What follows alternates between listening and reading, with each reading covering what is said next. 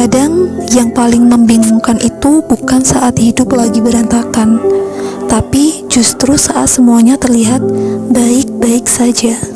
Gak ada masalah besar, gak ada drama, gak ada sesuatu yang benar-benar salah.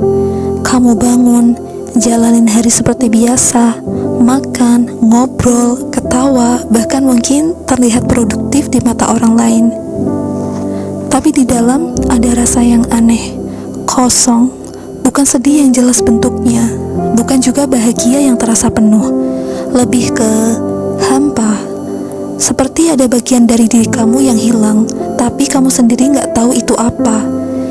Dan yang bikin makin bingung itu, kamu jadi ngerasa bersalah atas perasaan itu. Karena kamu mikir, harusnya aku bersyukur hidupku gak seburuk itu. Harusnya aku bahagia, semuanya baik-baik aja. Tapi kenyataannya, kamu gak ngerasain itu.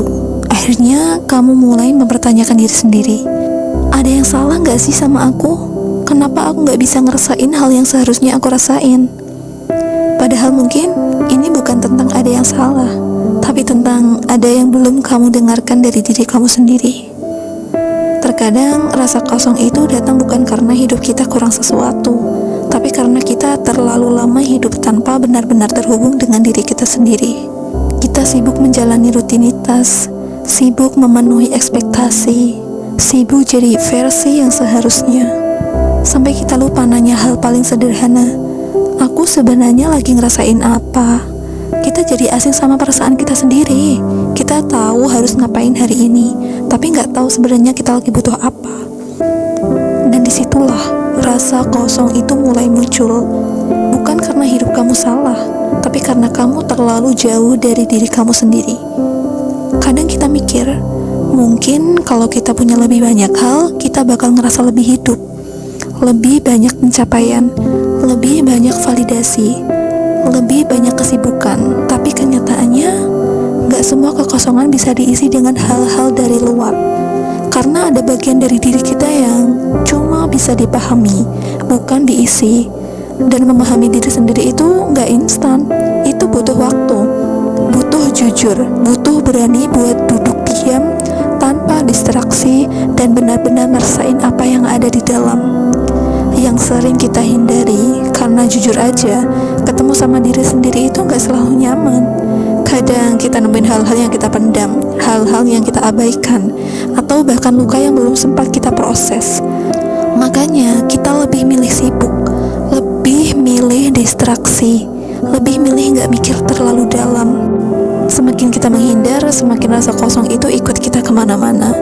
Kalau kamu lagi ada di fase ini sekarang, ngerasa hidup kamu baik-baik aja, tapi hati kamu gak ikut hadir di situ, mungkin kamu gak butuh perubahan besar.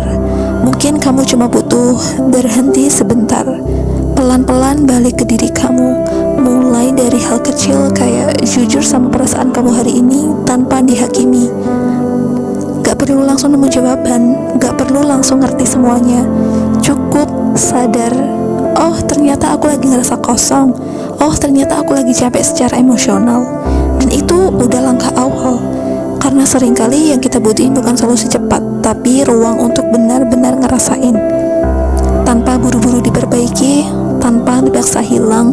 Dan kamu juga perlu ingat, kamu gak harus selalu merasa penuh untuk bisa menjalani hidup dengan baik. Kadang fase kosong itu justru jadi ruang buat kamu pelan-pelan kenal diri kamu lagi. Kayak jeda, kayak ruang kosong yang belum diisi, dan itu gak selalu buruk. Selama kamu gak lari terus dari situ, selama kamu masih mau pelan-pelan memahami. Jadi kalau sekarang kamu lagi ngerasa kosong, jangan langsung panik. Jangan langsung mikir kamu harus benerin diri kamu.